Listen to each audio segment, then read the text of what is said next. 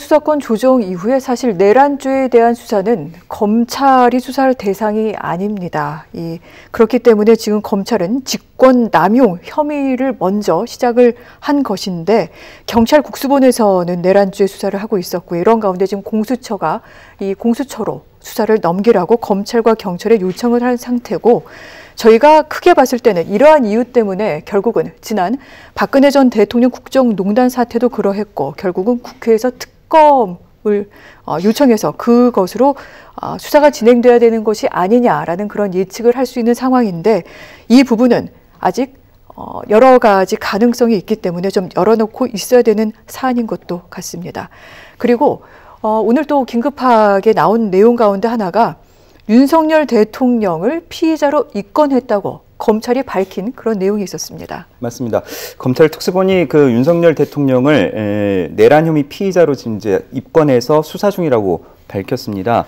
그 윤 대통령의 고발장이 많이 접수되면서 절차에 따라 수사 중이라고 브리핑을 했는데요. 직권남용 그리고 내란죄 이 두 가지 혐의를 모두 수사할 것으로 보입니다. 그런데 이제 그 전에 현직 대통령이 기소가 되어서 재판을 받으면 당연히 직무 수행이 불가능하고 국정 운영도 어렵지 않겠습니까?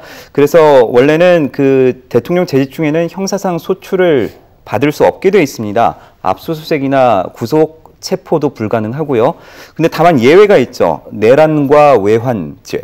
그러니까 내란은 이제 대한민국에서 국헌문란 등 이 폭동을 일으킨 경우에 해당하고 외환 같은 경우는 적국과 공모해서 나라를 위험에 빠뜨리게 된 경우 이 두 가지가 아니면은 뭐 어렵다는 이야기인데 특수본은 이에 대해서 이 사건의 사실관계를 설명하면 공무원 그러니까 윤 대통령을 이야기하는 거겠죠. 공무원이 직권을 남용해서 국헌문란 목적으로 폭동을 일으켰다는 것 이렇게 정의를 했습니다.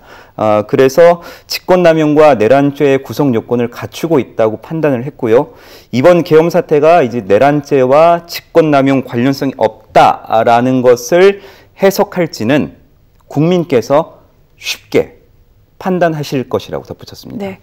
한 가지만 더 궁금한 내용이 있습니다. 사실 검찰 같은 경우에는 법무부 장관과 연관이 있을 수밖에 없고요. 경찰은 지금 이제 공석이 됐습니다만 행안부 장관과 연관이 있을 수밖에 없습니다. 두 장관, 두 부처 근데 모두 계엄과 관련해서 계엄을 선포하는 국무회의에도 참석을 했었고요. 아울러 이 해제가 되고 난 뒤 별도로 안가에서 모임을 가졌다라는 그런 얘기까지 나오고 있는 상황인데 두 수사 조직이 과연 이 같은 혐의에서 좀 자유롭게, 이 같은 의심에서 자유롭게 수사를 할 수 있는지 이 부분은 향후 어떻게 진행되는 게 바람직하다고 김 기자는 생각을 하시는지요? 일단은 통일된 수사 체계가 가장 급선무겠죠. 아무래도 아까 말씀드렸지만 검경 갈등이라든가 이런 것들이 지속되게 되면 수사가 차질을 빚을 수밖에 없습니다. 네. 예를 들어서 뭐 신병은 검찰이 확보하고 증거들은 경찰이 확보하고 그러면은 상호 협조가 원활하게 안 이루어질 수도 있으니까 일단은 일원화돼서 수사를 해야 될 필요성이 있고요.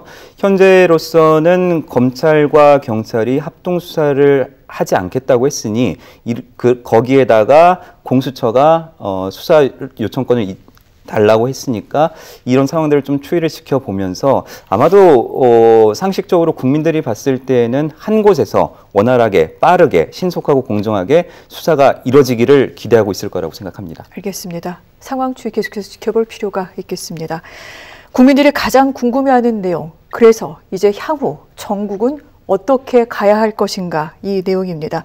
지금 여당에서는 질서 있는 조기 퇴진을 얘기하면서 책임 총리, 거국 내각 구성을 얘기하고 있습니다만 야권에서는 더 이상의 방법은 없다. 탄핵뿐이다라고 얘기하고 있는데 이 부분도 짚어주실까요? 실질적으로 지금 탄핵안 1호가 끝났다고 볼 수 있습니다. 앞으로 2호, 3호, 4호 계속 나올 것입니다. 이 부분에 있어서 여당에서는 좀 안정적인 국정을 위해서 조기 퇴진을 위한 준비 과정을 준비할 것입니다. 특히 앞서서 설명했듯이 지금 한덕수 총리와 한동훈 대표가 만나서 그 담화를 통해서 국정 운영 그리고 당정 간의 그 협의를 이야기했는데요.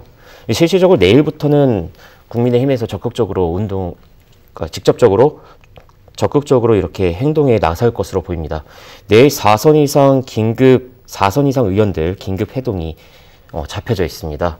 권성동, 윤재옥, 조경태 같은 의원들이 주로 이렇게 참석하게 되는데요. 네. 조경태 의원을 제외하고는 대부분이 친윤 인사로 이렇게 뽑히고 있습니다. 내일 어떤 것을 논의하느냐?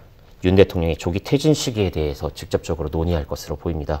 실질적으로 지금 민주당에 있어서는 이재명 대표의 재판이 남아있는 상황이고 이 재판이 이르면은 6개월 안에 종료된다고 하기 때문에 아마도 그 퇴진 시기를 6개월 이후로 정할 가능성이 적지 않아 있어 보입니다.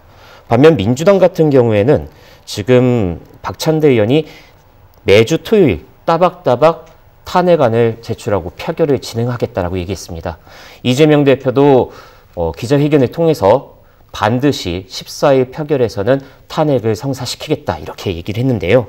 그 과정을 위해서 먼저 내일 김건희 특검법, 김건희 여사 특검법과 이 내란 상설 특검에 대한 발의를 할 것으로 보입니다. 이 내란 상설 특검법만이 아니라 일반 특검으로도 시도를 해서 반드시 발의를 하고 그리고 12일 날 본회의에서 처리하겠다고 합니다. 특검과 상설 특검 나눈 이유에 대해서 좀 설명을 드리면은 특검 같은 경우에는 대통령의 동의가 필요합니다.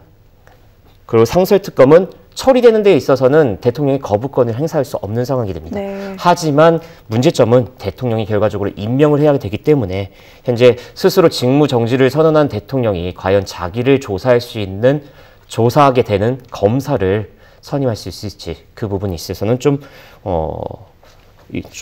고민이 될 것으로 보입니다. 이어서 12일 날 지금 박성재 법무부 장관과 그리고 조지호 경찰청장에 대한 탄핵을 진행하겠다고 민주당이 밝혔습니다. 어떻게 보면은 지금 민주당은 총공세를 들여서 탄핵을 반드시 성사시키겠다는 입장입니다. 앞서서 추미애 의원도 계엄 관련된 문건을 공개하면서 지금 여당 압박에 좀 더 힘을 박차하고 있는 것으로 보입니다. 이런 부분으로 봤을 때에는 향후 전국은 탄핵과 그리고 여당에서는 탄핵에 대한 표결에 반대하는 입장으로 계속 나갈 것으로 좀 예측되고 있습니다. 네. 그렇다면